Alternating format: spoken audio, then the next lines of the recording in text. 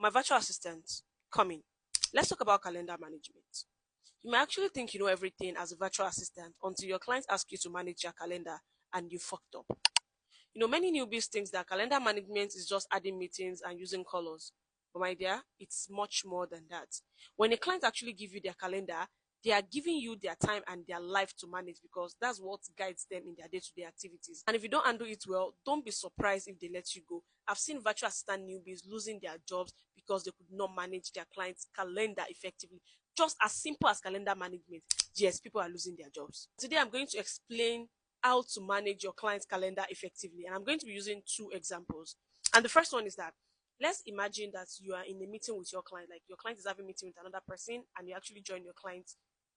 In the meeting, you are taking minutes of the meeting, and they agree to have another meeting next week. Let's say your client is telling the other person that, oh, you know what, no problem, let's meet at 4 p.m. next week, Thursday.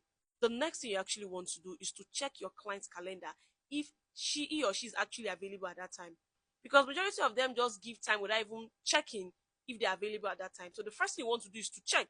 And if you realize that they have another meeting at that time or another engagement, you want to tell them on the call, like, hey, you have an engagement by 4 p.m. that Thursday. Do you want to have it at that time and you want me to shift the other one? Or you want to look for another time? But in a situation whereby they are available, you don't want to wait. You want to add it to their calendar like immediately. You want to send invites to that person. That's the first one.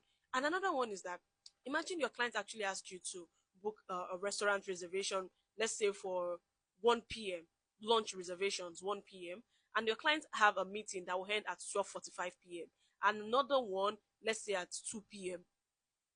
The first thing you want to do before you actually book that restaurant reservation is to check if your clients will be able to meet up with the restaurant appointment by 1 p.m. That is where your Google Map skills comes in as a virtual assistant. Like, okay, for you to get from your house to the restaurant, how many minutes? If it is just 10 minutes, you can be like, oh, okay, I think you will still be able to miss your lunch reservations. If not, you want to advise your client, like, do you want to actually shift this lunch reservations to 1:30 p.m. because you won't be able to meet up, especially if you have to drive like 30 minutes. Or if your client have another meeting after the lunch, you want to calculate, okay, she'll be done by 2 p.m. Will you be able to get home by this time to meet up with this meeting? See, being a great virtual assistant is not about setting meetings. It's about thinking ahead and offering solutions. Calendar management requires strategies, attention to details, and quick decision making. And if you master this, then you can proudly say that you have what it takes to manage your client's calendar as a virtual assistant. So let me know if this makes sense and let me know if you find this helpful. And what other thing do you want me to explain to you that you don't understand? Put it in the comment section.